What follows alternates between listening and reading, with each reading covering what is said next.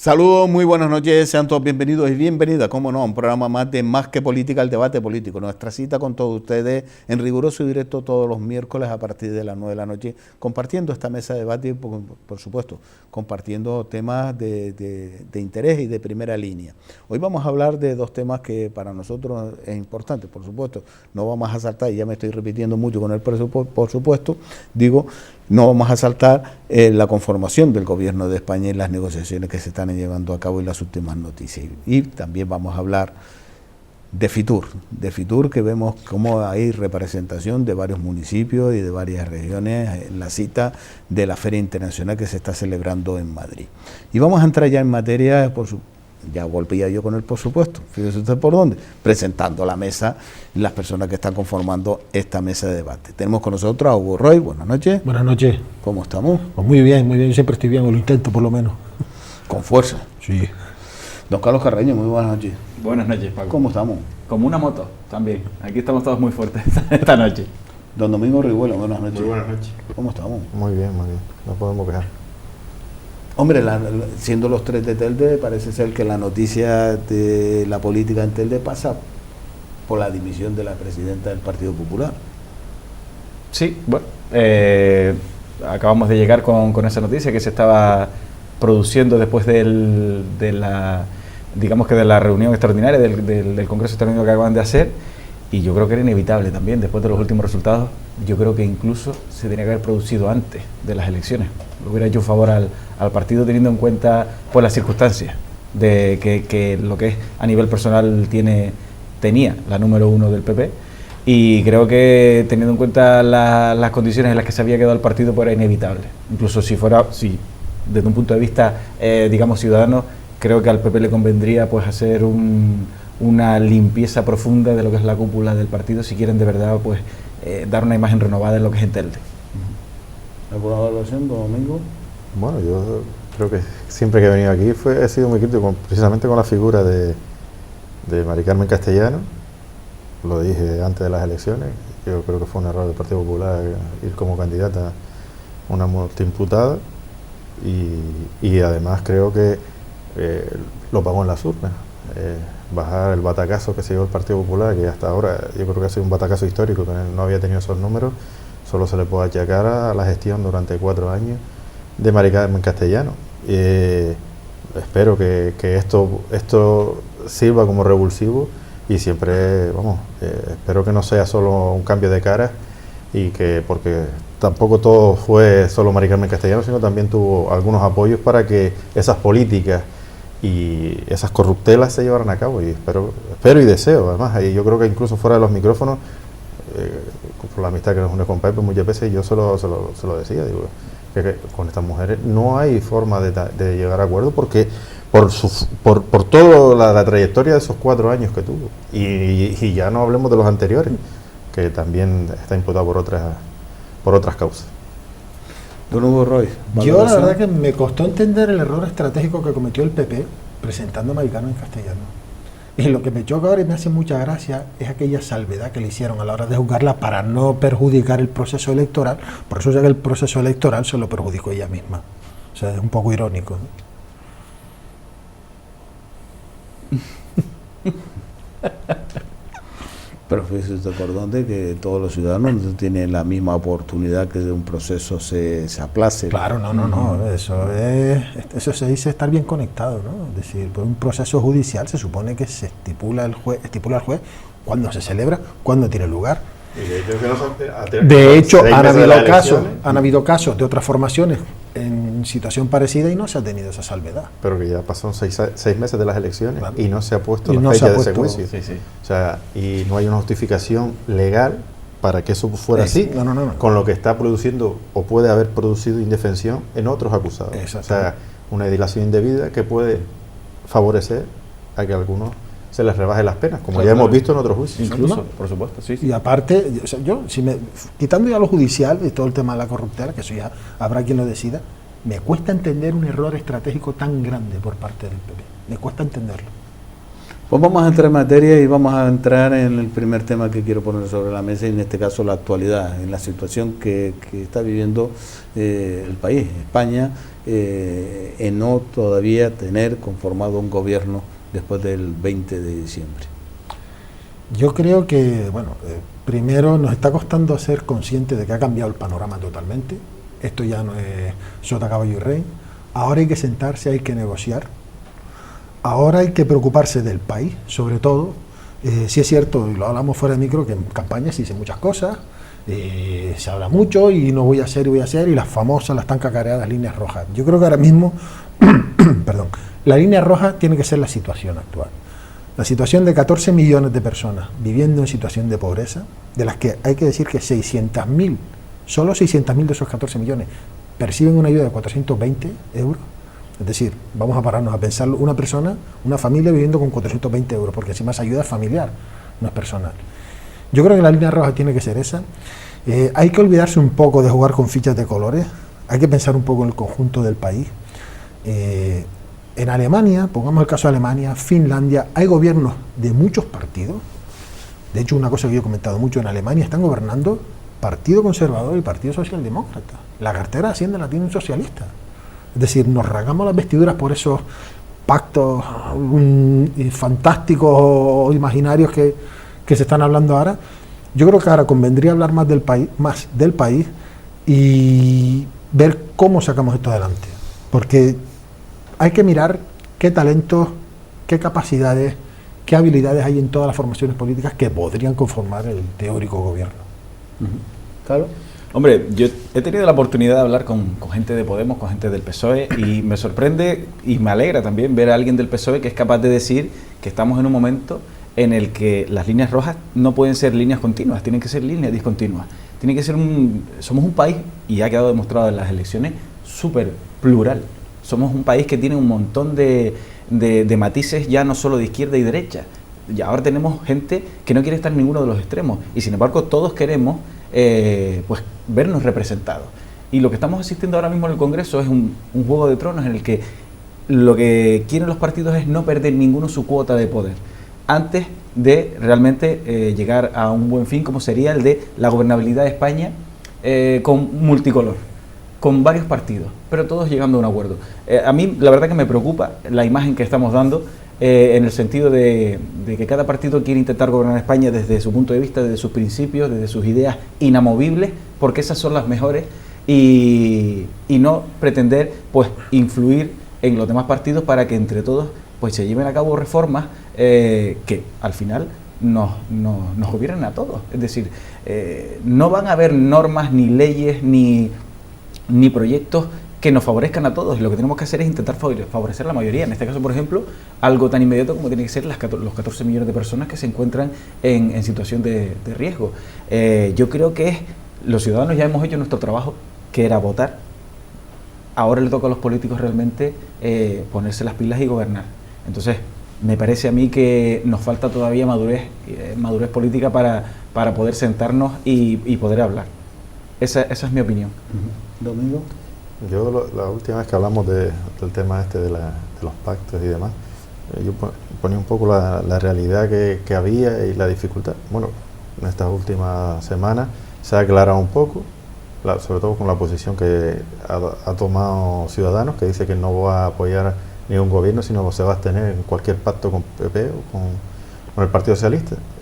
Teniendo esa variable con lo que yo dije el otro día, pues solo hay una posibilidad que sea viable, o dos en este caso. Una que yo no conformaba, como que pudiera haber nuevas elecciones, que pudiera pasar, que yo la semana pasada no la afirmaba tan clara, porque solo existe o hay elecciones o Podemos y el Partido Socialista llegan a un acuerdo de gobierno.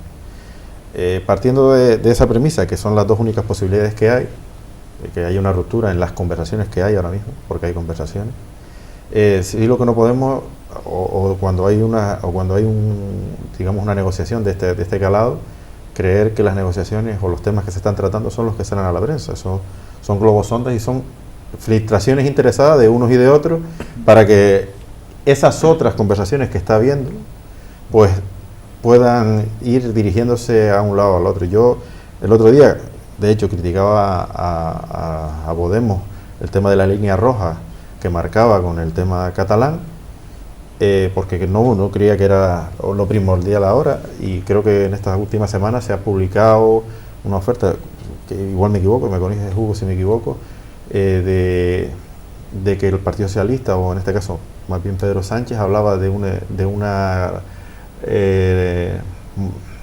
una modificación de la Constitución hacia un Estado federal. Creo que leí algo sobre eso. Entonces, están habiendo globos sonda o filtraciones interesadas para que esas otras negociaciones que se están haciendo vayan hacia un lado o hacia el otro. Yo creo que nunca hemos tenido en España, siempre hemos estado en unas negociaciones bipartidistas, donde negociaba el más votado, fuera el PSOE o fuera el Partido Popular, y como bien decíamos fuera del micro, negociaba con los partidos nacionalistas, fueran vascos, catalanes, los canarios pocos, pero vascos y catalanes. En este caso ha habido otro panorama completamente diferente, unos partidos que han crecido por la necesidad de cambio y regeneración política que tiene España y acabar con la corrupción, y creo que lo que se está hablando, y espero cuando conozcamos el pacto y se presente el pacto, si llega a buen término, que esas sean las líneas, las personas y la corrupción, porque muchas veces nos olvidamos, hablamos de las personas porque es lo más importante, pero este país necesita un cambio en la corrupción generalizada, no solo política también, pero la corrupción generalizada que hay en todos los estamentos, o sea, en la banca, en el empresariado, en los ciudadanos, incluso hasta en la judicatura. Y ese cambio de modelo tiene que partir desde aquellos que gobiernan, desde los partidos políticos, y no solo poner leyes que al final lo único que sirven es para evitar que aparezcan más partidos pequeños, como yo decía el otro día. Yo, bueno, por alusiones, el Partido Socialista nunca ha escondido que aboga por un Estado federal asimétrico. El problema catalán, igual que el problema vasco, no es una cosa de ahora. O sea, el problema catalán es una cosa que se arrastra de décadas, que nadie lo tocó, era una cosa que estaba ahí, un mueble que estaba ahí, nadie lo tocó. Y claro, ¿qué ocurrió? El independentismo catalán, que además siempre fue un independentismo bastante serio, se ha convertido, y yo tengo, por mi apellido se sabe, soy medio catalán, el independentismo catalán se ha convertido en un carnaval. Carnaval, claro, aquello, como se suele decir, de aquellos polvos, estos lodos. Nadie tocó ese tema, y claro, nos olvidamos de que España son muchas realidades. Durante muchos años nos hicieron creer que España era flamenco, toros y paella, y se olvidaron otras realidades, otros idiomas, otras culturas, porque España, una cosa muy rica que tiene, que la cultura del norte, del País Vasco, de Euskadi, de Galicia, no tiene nada que ver con Andalucía. Ningún gobierno lo trató, y aquí también yo como socialista tengo que entonar el mea culpa, y eso evidentemente después originó que estos partidos de tinte independentista fueran bisagra en gobiernos anteriores. No nos olvidemos el poder que tenían los nacionalistas antiguamente. Yo creo que la línea roja, esa de Cataluña, yo creo que ahora mismo, yo creo que a la gente eso no le interesa, en la situación económica en la que estamos, esa línea roja del referéndum catalán, que de hecho no hay más que ver como Puigdemont, el nuevo presidente, pues bueno, pues ya un poco ha suavizado el discurso, ¿no? Ya no es el discurso de vamos a romper, no, ya bueno, vamos a ver si hay un acuerdo, si hay una entente cordiales, es decir, un poco como ha pasado con otras formaciones, ¿no? Que a lo largo de estos años han tenido un discurso y luego han ido centrándolo, han ido suavizándolo, y con lo cual al final el principio de la foto no tiene nada que ver con el final del álbum, ¿no? Eso es un poco lo que ha pasado. Y respecto al Estado federal asimétrico, no es de ahora, es de la época de Rubalcaba. Hombre, yo creo que al final el discurso nacionalista en época de elecciones gana muchos votos en Cataluña. Entonces, claro, el nacionalismo se exagera en esa época para luego volverse mucho más moderado y en épocas anteriores, en anteriores legislaturas, convertirse en bisagra como han sido. Ahora resulta que, como tú dices, el problema nacionalista ya está, digamos que un poquito más lejano, ya está demasiado cacareado, la gente le preocupan otro tipo de problemas, y ahora partidos bisagra son otros bastante más grandes, y el nacionalismo parece que empieza a ocupar un segundo plano. Entonces, claro, es complicado intentar, en el caso, por ejemplo, de las líneas rojas de Podemos, en este caso, intentar transmitir una idea de España plural hablando de Cataluña, cuando a la gente realmente le preocupan otro tipo de cosas. Yo creo que incluso la estrategia de Podemos en este aspecto podría haber sido mucho más interesante, planteando cuestiones de índole social inamovibles, más que centrarse en algo como Cataluña.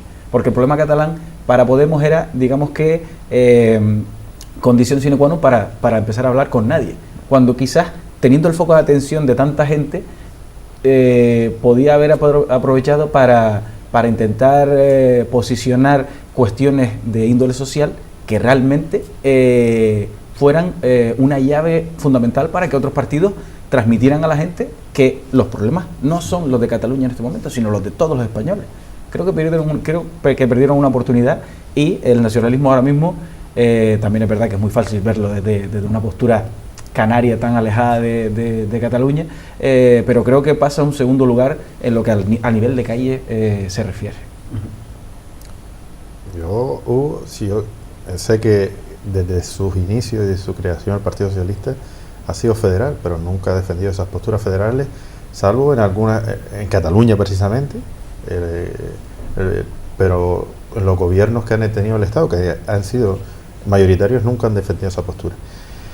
Sí, sé que ha sido muchísimo más flexible, y además, yo lo he dicho aquí en otras tertulias, el problema catalán es un problema no que quieran la independencia, sino que el Partido Socialista, cuando estaba gobernando, ellos presentaron una modificación del Estatuto de Autonomía, se le aprobó, y después el Partido Popular fuera por ellos a muerte, porque el Partido Popular es o estás conmigo o estás contra mí, y aquí les sigo la cabeza y no hay discusión. Perdón, o sea, aquí no hay discusión ninguna en la que entremos o ningún debate, salvo que ellos no tengan mayoría absoluta. Ahora sí están abiertos al debate y a pactar con todo el mundo, hasta con su mayor enemigo, el Partido Socialista. Me parece por el bien de España, ojo, no de los españoles. Sí me gustaría, que creo que va a pasar y se va a empezar a abrir el debate sobre ese modelo federal, que espero que no sea solo para Cataluña y el País Vasco. A ese debate se va a abrir, y Canarias tiene mucho que decir en ese debate. No Coalición Canaria, ojo, Canarias, todo. Sí. Porque el debate de Coalición Canaria ya lo conocemos, ya el señor Clavijo esta semana, ayer creo precisamente, ya hablaba de cuáles sus peticiones al gobierno de España que se cree. Sus peticiones es un poco continuista, que si el plan de carreteras, lo que ya conocemos hasta ahora. Y ese no es un modelo de una comunidad autónoma como Canarias. Canarias tiene unos problemas estructurales importantes en los que Coalición Canaria nunca ha entrado. Y voy a poner un ejemplo. En el tema de la energía, por ejemplo, la situación en la que estamos Canarias, que dependemos energéticamente del exterior, teniendo unos recursos naturales de los que podemos tirar, no digo el 100%, pues yo siempre aquí digo que el 100%, para mí me parece que es muy difícil llegar. Otros compañeros que han estado aquí en las tertulias dicen que sí, y que el modelo se puede llegar al 100%. Pero yo sobre todo hablo porque en vez de llevar nuestro dinero fuera, pagar nuestra divisa se vaya fuera porque compramos petróleo para producir electricidad, o como ahora que quieren traer desde Brasil, quemar el Amazonas en Canarias, van a quemar el Amazonas en Canarias, tengámoslo claro, en vez de que ese dinero nuestro de los canarios se vaya fuera y hacernos cada vez más pobres, podían ser propietarios canarios los que produjeran energía a través de energía solar, energía eólica y todos los tipos de energía, y empresariado canario quien produzca esa energía, y que ese dinero no salga de Canarias, sino se mueva dentro de Canarias, con lo que Canarias crearía riqueza. Pues en eso los gobiernos, que llevamos más de 30 años de gobierno de Coalición Canaria, un gobierno que se supone nacionalista, que tú hablabas antes, independentistas, ninguno que ha pactado en España hasta ahora, ningún gobierno, o sea, ningún partido era independentista, ni el PNV, ni CiU, no eran independentistas, eran regionalistas, igual que lo es Coalición Canaria. Es un partido que creció en un momento determinado, que además está en índole de desaparecer prácticamente, y nunca se ha molestado por los temas importantes, sino por el día a día. Y el día a día no, hay una estructura de comunidad autónoma que tenemos que crear para que esta comunidad sea más rica, el empleo. Nunca se ha fomentado, por ejemplo, la FP, por ejemplo, en renovables. A mí me sorprende que en Gran Canaria creo que solo se da en Agüime, y porque además allí se ha intentado potenciar por parte del municipio. A mí me parece cosas que son asombrosas. Hablo de estructura, de un poco y te hablaban de nación, una nación que iba muy light, que solo defendían de cara afuera. Defender al empresariado canario, tampoco han sido capaces de aunar las necesidades del empresariado canario, solo de algunos y de los muy cercanos a ellos. Pues hay una serie de cosas que se tienen que empezar a tratar. El REF, la cercanía, pero eso tiene que quedar dentro del Estatuto de Autonomía para que no sea o dependa de un gobierno que venga o de otro, sino que quede reconocido la diferenciación, eso que tú hablabas de asimétrico. Nosotros no tenemos mucho o nada que ver con los problemáticas que tienen, por ejemplo, los catalanes o los vascos, somos otra cosa diferente. A lo mejor nos podemos parecer más a los andaluces en la problemática, pero tampoco, porque es un territorio continental y nosotros tenemos una lejanía importante. Pues todo ese tipo de cosas, a lo mejor se tiene que empezar a hablar para que los canarios podamos vivir mejor, porque no vivimos bien. No, evidentemente. Independentista no ha habido. Evidentemente Canarias tiene unas salvedades, no culturales, si quieres, pero sí es cierto que la lejanía te imprime un carácter. Y yo soy pro energías renovables siempre. De hecho, yo tengo como ejemplo el hierro, que es único territorio europeo 100% renovable, tengo entendido. Pero claro, ¿cómo vas a fomentar a las energías renovables si desde el Ministerio de Industria están dándole palos constantemente? Evidentemente, la luz cada vez más cara, al autoconsumidor se le da, pues hablamos de multas, creo recordar que hasta de 60.000 euros, no recuerdo bien la horquilla de precio. Es decir, te están pagando por tú suministrarte tu energía. El otro día salía hablando el señor Soria diciendo, bueno, es que es injusto que esta gente se abastezca a sí mismo y después haga uso de la red eléctrica. No, oiga usted, si él va a abastecerse de energías para no tener que usar la red eléctrica. No engañemos a la gente y no confundamos, no señor. Si yo tengo mis placas solares, que no es el caso, pues yo no las tengo, yo lo que quiero es abastecerme. No va a pagar yo. los 60.000 euros. No voy a pagar los 60.000 euros. No, o sea, yo no voy a usar la red eléctrica. Pero claro, tú me estás obligando. Es decir, estás favoreciendo. Esto no se lo olvida a nadie, esto se podría considerar prevaricación, porque estás haciendo todo lo posible para que salga beneficiada empresas privadas. Oiga usted, vale, pone como condicionante que no use la energía de la red. Perfecto. Y si utilizo la energía de la red, entonces cáscame la multa. Pero oye, que yo me estoy abasteciendo yo, y Canarias otra cosa no, pero sol y viento en algunas zonas tenemos de sobra. Si Dinamarca, Alemania, zonas que no tienen ni de lejos el sol que tenemos en Canarias, hay zonas que se abastecen totalmente con energía eólica y solar. Claro, dice, tu energía es renovable, vale, pero si desde arriba no te dejan, ¿cómo lo haces? Porque no es una cosa que se pueda gestionar a nivel territorial o a nivel de cabildo, eso tiene que venir de arriba. Pero en este caso es que es algo que nunca se me mete en la cabeza. Pero, ¿qué tiene que ver de que yo haga una inversión de poder tener energía renovable, o placas solares o lo que sea, y que también utilice la red eléctrica? La voy a pagar igual. Si voy a tener placas solares, voy a tener que hacer yo una inversión, no me la va a dar el gobierno. Por lo cual quien asume ese gasto soy yo. Es como el que planta ahora perejil en la azotea de su casa para el autoconsumo y tenga que pagar un impuesto porque en los mercados hay perejil. Pero mire, es que usted no puede plantar perejil. Tiene que darse de alto en el sector agrario, digo yo. Y falta poco, con el tema de que se puso mucho de moda de los viveros estos en la azotea para el autoconsumo, urbanos, los huertos urbanos. Ya verás cómo aparecerá alguna normativa de esta que ya, oye, ni calabacino ni pimiento, ni tomates en la azotea. O se lo grabo igual que los CD. Claro, La semilla. Eso debería ser el nuevo gobierno, mira, porque lo de las eléctricas es que es una... O sea, lo que están haciendo es brutal. Es decir, una familia, lo que hablábamos antes de familias con 420 euros, con 420 euros al mes. ¿Cómo pagan un recibo de 110 euros? Es que no puede. No puede. O sea, eso sí es una cosa. Ahí sí que tendría que haber una línea roja. Ahí sí que tendría que haber una línea roja. Por eso yo creo que muchos partidos, y volviendo al origen del debate, yo creo que se han perdido las oportunidades de establecer esas líneas rojas que realmente la gente se puedan ver identificadas. Es decir, oye, pues realmente hay ciertos partidos que, por ejemplo, el tema de la pobreza energética, tienen ideas inamovibles. Y eso es lo que yo creo que lo que el pueblo está demandando, más que cuotas de poder, ceder diputados, ceder senadores, que ahora también estamos ahí en esos términos, pasos al grupo mixto, que lo estábamos hablando antes. Esos movimientos a la gente realmente les está quedando muy lejos. Entonces, lo que realmente quiere la gente es saber exactamente qué es lo que va a pasar con las renovables, qué es lo que va a pasar con la pobreza energética, qué es lo que va a pasar con lo que nos afecta a nosotros en la calle, que para eso votamos, para que solucionen nuestros problemas. Entonces estamos asistiendo a una serie de movimientos que no acabamos exactamente de entender, y de unas conversaciones que seguramente están teniendo a puertas cerradas a las que nunca tendremos acceso, mientras se envían globos sondas para ir pues sondeando, valga la redundancia, la reacción de la gente. Es decir, en función de lo que la gente diga, si decimos que vamos a pactar con Ciudadanos, vamos a ver si pactamos con Ciudadanos o no pactamos con Ciudadanos.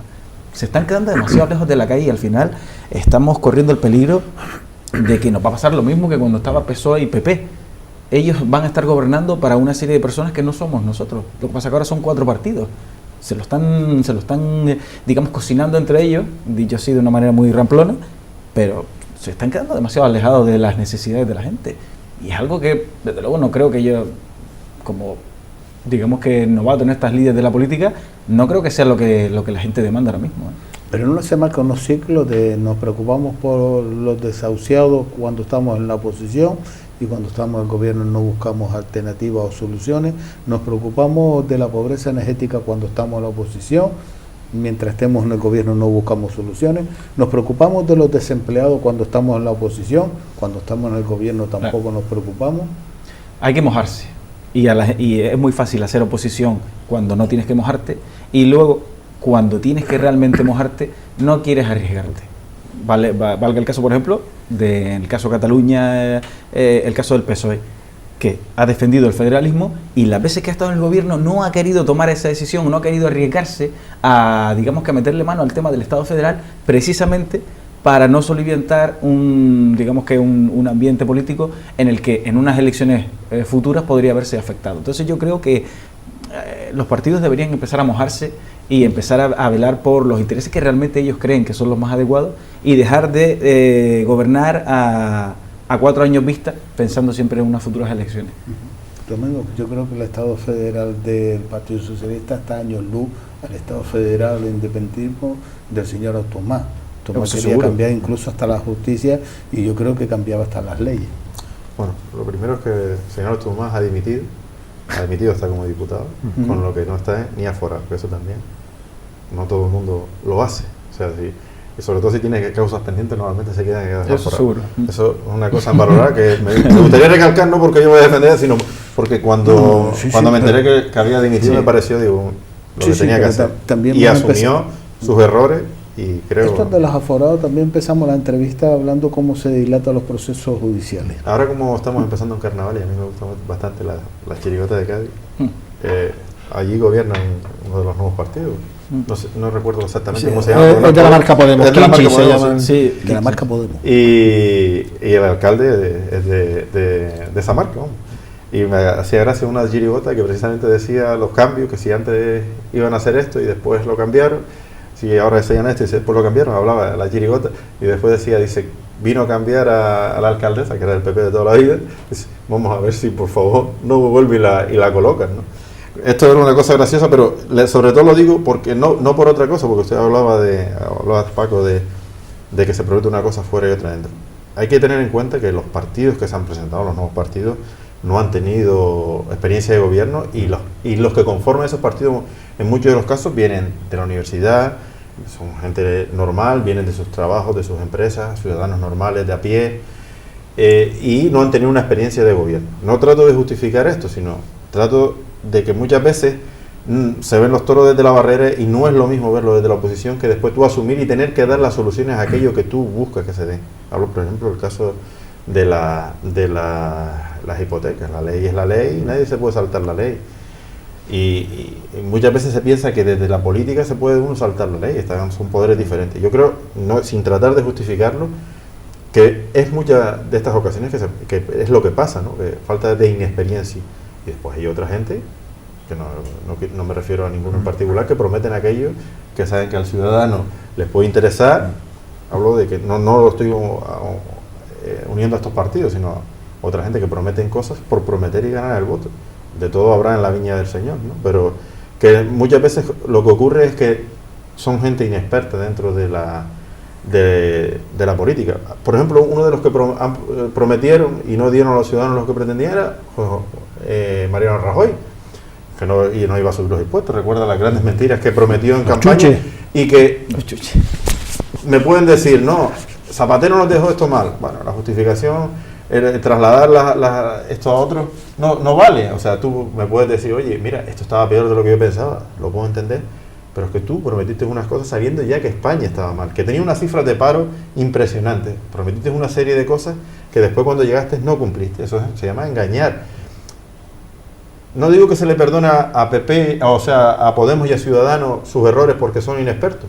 Lo que digo es que no se le puede perdonar a un Partido Popular que tiene una trayectoria política incluso desde que prácticamente antes de la democracia. Entonces, hay cosas que no se le pueden perdonar, sobre todo cuando el presidente que se presentaba ya había sido ministro y conoce cómo funciona el Estado. O sea, no sé, es como si nosotros, por ejemplo, Tomás Portelde se presentó a las elecciones y no habían sido concejales de gobierno. Si yo en las próximas elecciones prometo algo y no lo cumplo, quiere decir que estoy engañando, porque sé cómo funciona la administración y el ayuntamiento por dentro. No sé si me alargué mucho y no me expliqué bien, pero creo que hay dos tipos de cosas diferentes. Hay la inexperiencia y hay otros que hacen para engañar al ciudadano. Evidentemente no ha brillado por comunicar el señor Rajoy. O sea, todo lo que prometió, que después incumplió, no dio la opción de que se le preguntara a la prensa, evidentemente, que es quien se encarga de esto, de oiga, aparte que no iba a la Cámara tampoco a dar explicaciones. La derecha aquí siempre ha gobernado así, manu militares, es decir, lo hago encima con mayoría absoluta, porque ahora están muy dóciles. Ahora ya están buscando calorcito, ahora ya están buscando, como dice la vieja, echadero, pero el señor Rajoy no ha aparecido ni por los medios, el señor Plasma le llamaban. Si no, acordémonos de lo que dijo el señor Montoro, ¿no? Vamos a hundir España que nosotros la levantamos. Ese es el concepto de nación que tiene y esas son las prioridades que tiene. Así es como se gobierna en este país, a base de aprovechar las necesidades que tenemos nosotros para movilizar cada uno a sus votantes y luego estar 4 años, como dice Hugo, pues gobernando como hace el partido, es decir, en función de lo que las directrices del partido mandan, no en función de las necesidades de la gente, sino lo que hay que hacer pues para que nuestros votantes nos sigan apoyando. Así nos va. Así nos ha ido. Lo que manda en el partido. Claro, cada partido es un aparato, o sea, los partidos se mueven en función del aparato. Lo estamos, por ejemplo, viendo con Pedro Sánchez, es decir, Pedro Sánchez tiene una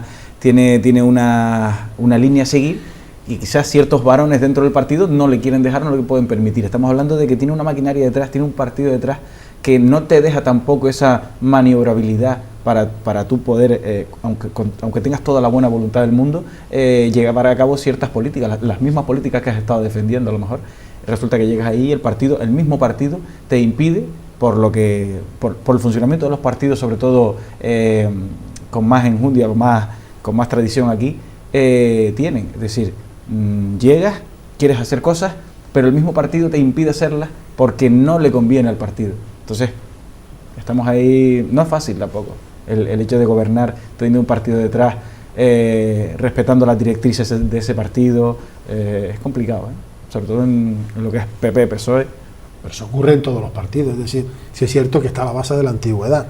Evidentemente el Partido Socialista es ahora mismo el partido más antiguo que existe en España, tiene 137 años de historia, pero eso ya verás en tu formación y en cualquier formación hay un aparato más grande, más pequeño. Evidentemente este es un partido a nivel nacional, evidentemente no tiene los mismos problemas que un partido a nivel regional, y siempre hay un aparato por detrás, siempre, es decir, sería muy triste que fuera Pedro Sánchez quien tomara una decisión. No, tampoco. Evidentemente yo más que un aparato, o sea, evidentemente todos los partidos tienen un aparato, o lo conforman muchas personas, pero no se puede tomar una decisión unilateral.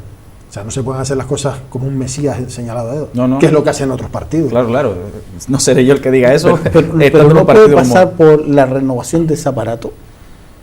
Puede ser, pero claro, es una porque cosa tenemos un líder nuevo, pero que está acondicionado por esos varones. Evidentemente, yo me retrotraigo siempre en todo lo relativo a la democracia, a la antigua Grecia, a la antigua Roma.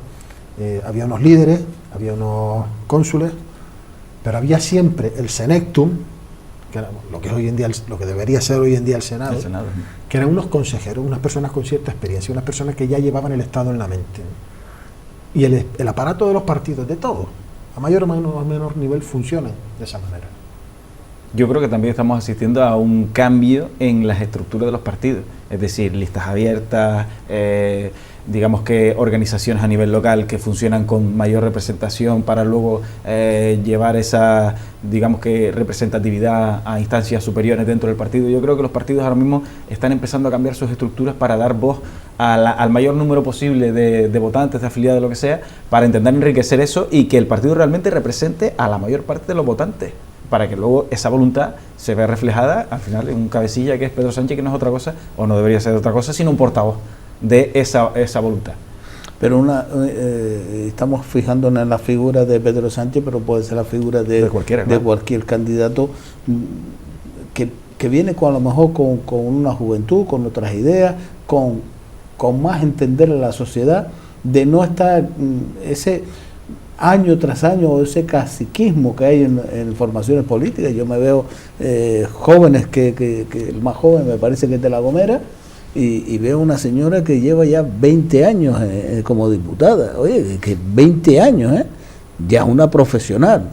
Creo que no sabe hacer otra función sino esa, o no podría hacer otra función sino esa. Por lo cual esa renovación pasa por ahí. Yo creo que los partidos se tienen que renovar y que hay muchas personas, hombres y mujeres en las formaciones políticas con validez, y no vale eso de que la falta de experiencia, la falta de... Es que eso es el arma, o la preparación, la formación. Es que no, es que yo tengo una forma... yo tengo... lo hemos visto. Y nos vamos a la política más cercana. La alcaldesa con un currículo más grande o más enorme que hemos visto, y todavía lo puede ver porque todavía no se ha renovado la página web oficial del Ayuntamiento de Telde, es Mari Carmen Castellano, que tenía cursos, másteres y demás para dar y para tomar, pero transmitimos toda esa gran experiencia que tenía y toda esa valoración a la realidad, y ha sido el gobierno más nefasto que ha tenido Telde. El hecho de tener mucha formación, perdón amigo, ahora te dejo hablar, el hecho de tener mucha formación y de tener muchos títulos no implica que vayas a desempeñar la labor que se supone que podrías hacer de una forma muy profesional. Recuerdo en la época de elecciones que estuve mirando muchos de los candidatos de otros partidos, no lo voy a citar evidentemente, y me molesté en ver el currículum que salía en el programa. Esa persona había sido licenciada en una carrera, y luego veías la experiencia laboral y era todo pues asesor del partido en no sé dónde, había trabajado para el cabildo en no sé qué, nunca había trabajado en el sector privado, había sido siempre asesor. Luego ocupó un puesto bastante importante, bueno, de concejal dentro del ayuntamiento, y nunca se notó que esa persona tuviera esa formación y esa titulación. Es decir, es una persona que sacó un título, trabajó para el partido un montón de tiempo en diferentes instancias, lo consiguió, pero siempre en el sector público. ¿Qué pasa? Que nunca supo realmente lo que es el oficio de trabajar en el sector privado, que es donde realmente te curte, donde realmente demuestras que sabes, porque si no te vas a la calle, como cualquier empresa. Sin embargo, luego llegas aquí con toda esa titulación y experiencia realmente no tienes ninguna. No implica que vayas a ser mejor o peor gestor el hecho de que tengas la titulación, porque realmente no tienes ninguna experiencia. Hombre, y sobre todo cuando las titulaciones son homologadas, que eso es importante. Yo diferenciaría un poco lo que es la administración local de la administración nacional, ¿no? O de la representación política nacional, ¿no? Eso que usted hablaba, que llevan muchos años, y da igual, como si acaban de llegar, hay unas estructuras a veces de los partidos o de la forma de actuar de los grupos que están en el Parlamento y en el Senado igual, aunque yo, como siempre he defendido aquí, abogo por un cambio de modelo del Senado o la desaparición de él, porque no sirve para nada. Las votaciones son por partido y levantan la mano lo que diga el líder. Y muchos de ellos no tienen ni trabajo, o sea, trabajo directamente político dentro del Parlamento, más allá de reunirse en algunas comisiones. En muchos de los casos pueden ser sueldos que nos podemos ahorrar, porque además, recordemos, lo dije el otro día, aunque hay por ahí quien dice que cobran 5.000 euros, son 2.800 euros lo que dice la página web del Parlamento, lo que cobra un diputado, más dietas que tenga. Y para levantar la mano, tampoco es muy necesario otro tipo. Yo creo que más es cambiar las estructuras y las formas que se tienen dentro de trabajo dentro del Parlamento, porque en muchos de los casos es lo que ocurre, no llevan una voz diferente, o como antes hablaban aquí, hablábamos de que muchas veces ni intervenían en el Parlamento, ni hacían ninguna pregunta, Pues ese tipo de cosas, para eso no se necesita aprobar. Si solo vas ahí a levantar la mano, ¿qué pasa? Son muchos los diputados que van nada más que a levantar la mano y salen corriendo y se quedan, y eso lo hemos visto muchas veces. Y otros que ni van. Y otros que ni van. Claro. Es que son 350 diputados y siempre vemos a los mismos. Otra cosa es lo municipal. Los ayuntamientos son gestores realmente. Usted elige políticos que al final van a ser gestores. Hombre, yo entiendo que es lógico que tengan una experiencia, pero es que al final son representantes políticos, nos representan a todos, ¿no? Y no debe ser. Yo siempre lo he defendido aquí, para eso hay unos técnicos en el ayuntamiento que son los que deben mantener en funcionamiento la administración, y son solo decisiones políticas las que se debiera tomar por parte de aquellos representantes que nosotros elegimos. Yo siempre he defendido eso porque creo que debe ser así. ¿Por qué? Porque cuando cambia el político, cambia la administración. No debe ser así. Hay unos servicios que se deben mantener de igual manera o mejor cuando llega el político. Entonces son decisiones políticas que son las que se tienen que tomar.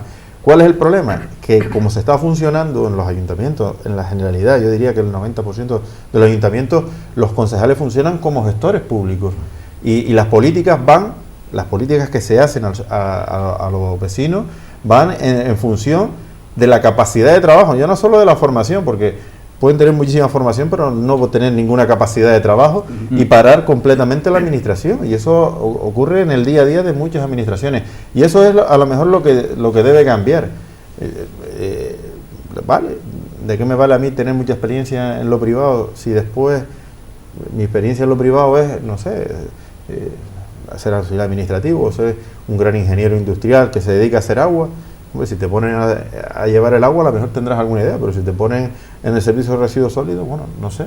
Tendrá, por su formación tendrá que tenerlo, pero ¿de qué me ha valido estar en lo privado? Al final se trata de un equilibrio. Es como una tener una capacidad. Velar por lo público. Y eso de los 2.800 euros, sí, es cierto, pero es la política de los trileros. Porque hay algunos que cobran más que el propio presidente del gobierno de España, de Mariano Rajoy, porque nada más que en dieta ya empezamos a cifrar son 1.800 euros y eso hay que pagarlo, por lo cual hay que sumarlo, por ser representación, por portavocía, por comisiones, por no la comisión esta del diputado de Segovia, no, las comisiones que por asistir, que a veces algunas son de 10 minutos y algunos ni cuando termina la comisión le pregunta de qué se ha tratado, ni se ha enterado porque estaba mirando la cesta de la compra en la tablet, o como la señora que criticó al señor Alberto de Podemos de Tenerife jugando al Crazy. Nos vamos a publicidad, a la huerta volvemos nuevamente con ustedes aquí en Más que Política, el debate político.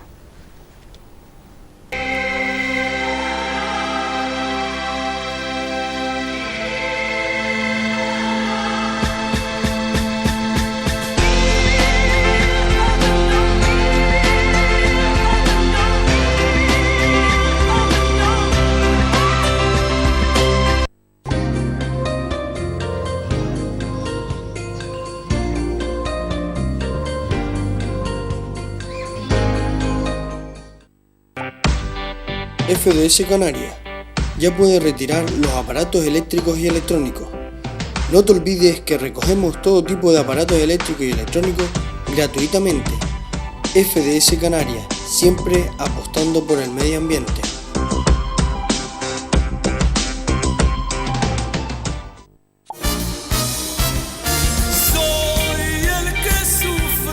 El nuevo trabajo de nuestro artista más querido, José Vélez, siempre. Te llevará a una época maravillosa y también descubrirás canciones que harás tuyas. José Vélez, siempre. Entre el pasado y el presente. José Vélez, siempre. Ya a la venta.